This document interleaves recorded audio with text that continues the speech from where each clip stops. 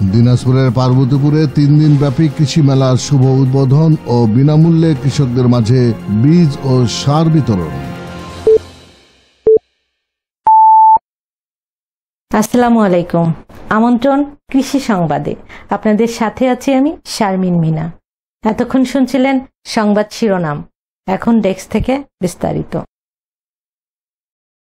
কৃষি সমৃদ্ধ এই উপপাদ্যকে সামনে রেখে দিনাজপুরের পার্বতীপুর কোন্দাল কৃষি উন্নয়ন প্রকল্পের আওতায় 3 দিন ব্যাপী কৃষি মেলার শুভ উদ্বোধন করা হয়। 26 জুন 2024 বুধবার সকাল 11টায় কৃষি সম্প্রসারণ অধিদপ্তরের আয়োজনে কৃষি অফিস চত্বর থেকে একটি বর্ণাঢ্য র্যালি বের হয়ে শহরের প্রধান সড়ক প্রদক্ষিণ শেষে উপজেলা কৃষি প্রাঙ্গণে এসে মেলাটি শেষ হয় এবং র্যালি শেষে ফিতা কেটে উপজেলা কৃষি অফিস প্রাঙ্গণে মেলার শুভ উদ্বোধন করা হয়। কৃষি সম্প্রসারণ অফিসার লুৎফর নাহারের সঞ্চালনায় উপজেলা নির্বাহী অফিসার ফাতেমা খাতুনের সভাপতিত্বে মেলার উদ্বোধন করেন পৌর মেয়র মোহাম্মদ আমজাদ হোসেন।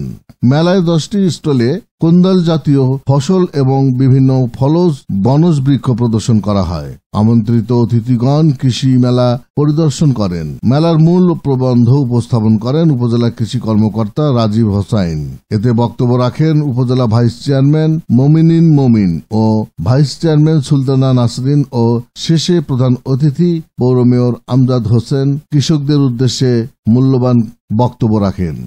উদ্বোধনী অনুষ্ঠান শেষে 2023-24 অর্থ বছরের জরিপ মৌসুমে কৃষি প্রণোদনা কর্মসূচির আওতায় রোপা আমন উপসি ফসলের বীজ ও সার বিনামূল্যে কৃষকদের মাঝে বিতরণের শুভ উদ্বোধনে 3 নং রামপুর ইউনিয়নের 250 কৃষকের মাঝে বীজ ও সার বিতরণ করা হয়। এই খাদ্যশস্যের জন্য আমাদের প্রতি বছর কৃষকদের জন্য কিন্তু আমরা প্রতি বেলায় বিভিন্ন ধরনের সবজি, যেই সময় যে সবজিটা হওয়ার কথা না, আমাদের ইফতেখার, কৃষি ডেস্ক, এমকে টেলিভিশন। শেষ করছি এমকে টেলিভিশনের কৃষি সংবাদ। এতক্ষণ সাথে থাকার জন্য সবাইকে অনেক অনেক ধন্যবাদ।